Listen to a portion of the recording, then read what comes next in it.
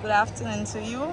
First of all, we'd like to congratulate you on being awarded Salutatorian of the Isaiah Thomas Secondary School Graduation Ceremony 2023. And thank you for speaking with EMU News. Can you tell the viewing and listening public your name and where you're from? Well, I will start by saying good afternoon and thank you for having me on your news. My name is Raynolvens Merzier and I am Haitian. I am from Haiti, born naive, and I came to Dominica at the age of between 5 to 6. And at first it was really a struggle, but then slowly but surely I started grasping things. Okay, and how do you feel after being named Salutatorian? To be honest, I wasn't really expecting it because I know in fifth form I was slacking a little bit, but it feels great because from primary school in grade 6 I was salutatorian at that time, but I never expected to be salutatorian again. I was like, I had settled because of my incompetence. I had settled for third place, but by God's grace I'm salutatorian and I'm thankful for that. Congratulations. Can you tell us any challenges you faced during your journey at Isaiah Thomas Secondary? Well, challenges.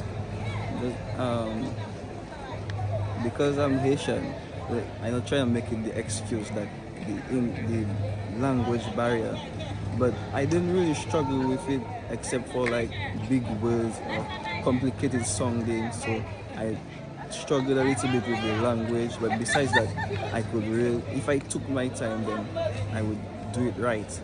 And another challenge I might have faced would maybe be sometimes like discrimination, because I'm Haitian. They think, oh, what Haitians just do is go out and all that, but that didn't deter me because my goal was that no one going to bully me, and that was it. And I always had that strong persona that I would not be intimidated by anyone. And yeah, and the other challenge I might have faced was maybe like my belief, because I take God seriously. And as he said, seek ye first the kingdom of God and his righteousness, and all these things shall be added unto you. So that would mean to say that during my life in school, I was a bit different from the others. I would stand out more for God. So that basically was some of my major challenges.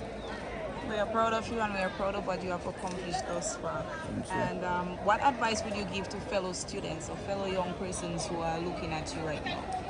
Well, my advice would be, if you don't believe God is true, my life is a testimony, and my advice would be, just as he said, obey your parents in the Lord, for this is right, and life will be added unto you.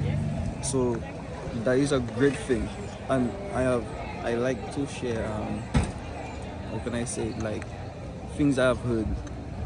For example, one I've heard of, don't bite the hands that feed you. That is very important. So not because you are growing up, you start maturing. Doesn't mean that you have to be disobedient or anything like that. We must always be obedient and also focus. And if you trust in God, your faith is in Him, He helps you along the way. Because I can remember that I don't really study much.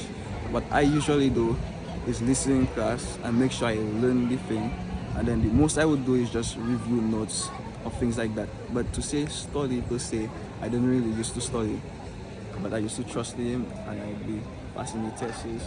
They never seems too hard for me. Even we just finished CXC. Normally CXC is something that looks intimidating, but taking the exams, it wasn't so intimidating. That's because I went with God. I had confidence in Him and He led me along the way. Even like answers I thought I didn't know, but He was guiding me and I got them. So to sum it up, be obedient to your parents, be obedient to those who are in authority to you, and trust in God. Thank you so much for speaking with us. And congratulations. Thank you. And this young man captured several subject awards, and we want to congratulate you as well for your hard work. Thank you very much for having me.